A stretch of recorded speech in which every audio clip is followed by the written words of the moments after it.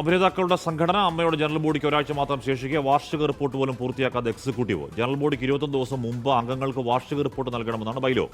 അതിനിടെ നടി അൻസിബ ഹസൻ മതം മാറ്റാൻ ശ്രമിച്ചിട്ടില്ല എന്ന പ്രൊഡക്ഷൻ കൺട്രോളറുടെ മകൻ പോലീസിന് മൊഴി നൽകി. പ്രൊഡക്ഷൻ കൺട്രോളറുടെ മകനെ താൻ മതം മാറ്റാൻ ശ്രമിച്ചത് ടിനിറ്റോ പ്രചരിപ്പിച്ചുവെന്നായിരുന്നു അൻസിബയുടെ പരാതി. ആൻ മരിയ സണ്ണി വിവരങ്ങളും ചേർന്നു. ആൻ, പ്രൊഡക്ഷൻ കൺട്രോളറുടെ മകന്റെ അടുത്ത് പോയി അൻസിബ മതം മാറ്റാൻ നോക്കിയോ എന്ന് ചോദിക്കേണ്ട കാര്യം പോലീസിന് എന്തായിരുന്നു? ആൻ,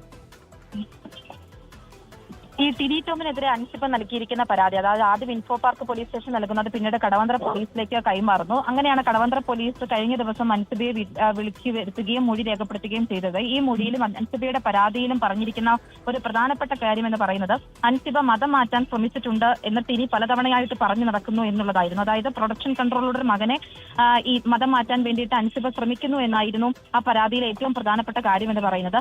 അങ്ങനെയാണ് ഈ അൻസിബയുടെ പരാതിയുടെ അടിസ്ഥാനത്തിൽ പ്രൊഡക്ഷൻ കൺട്രോളറുടെ മകന്റെ മൊഴി രേഖപ്പെടുത്തുക. അതിലാണ് അദ്ദേഹം ഇപ്പോൾ പറഞ്ഞിരിക്കുന്നത് തന്നെ അൻസിബ ഒരിക്കലും മതം മാറ്റാൻ വേണ്ടി ശ്രമിച്ചിട്ടില്ല എന്നുള്ള കാര്യം പോലീസിനോട് വ്യക്തമാക്കിയിരിക്കുന്നത്. അതോടൊപ്പം തന്നെ നീനാക്കുറുപ്പിന്റെ മൊഴിയും പോലീസ് രേഖപ്പെടുത്തിയിട്ടുണ്ട്.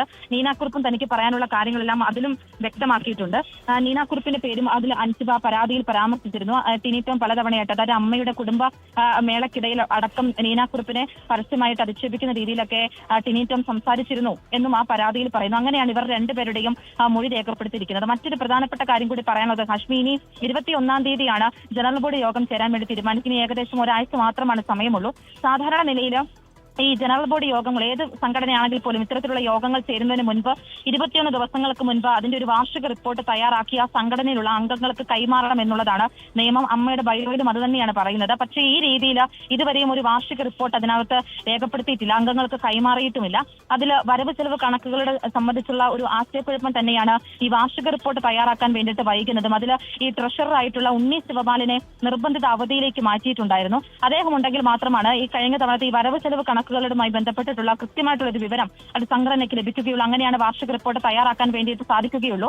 ഇതിനെ തുടർന്ന് ഉണ്ണി ശിവപാലിനോട് കഴിഞ്ഞ 31-ാം തീയതി അമ്മ ഓഫീസിലേക്ക് എത്തിച്ചേരണമെന്ന് കാണിച്ചുകൊണ്ട് കുക്കു പരമേശ്വരൻ ഒരു മെയിലും നൽകിയിട്ടുണ്ടായിരുന്നു. പക്ഷേ അദ്ദേഹം വിദേശത്തേക്കാണുള്ളത്. അതുകൊണ്ട് നിലവിൽ ഇതുവരെ ഈ ഉണ്ണി ശിവപാൽ അമ്മ ഓഫീസിൽ എത്തിച്ചേർന്നിട്ടില്ല. അതുകൊണ്ട് വലിയ തരത്തിലുള്ള പ്രതിസന്ധി, അത് അമ്മയിലെ തർക്കം, അത് വലിയ തരത്തിലുള്ള പ്രതിസന്ധിയിലേക്ക് സംഘടന മാറിയിരിക്കുന്നു എന്ന് തന്നെയാണ് മനസ്സിലാക്കാൻ സാധിക്കുന്നത്. ഹാഷ്മി, ഓക്കെ.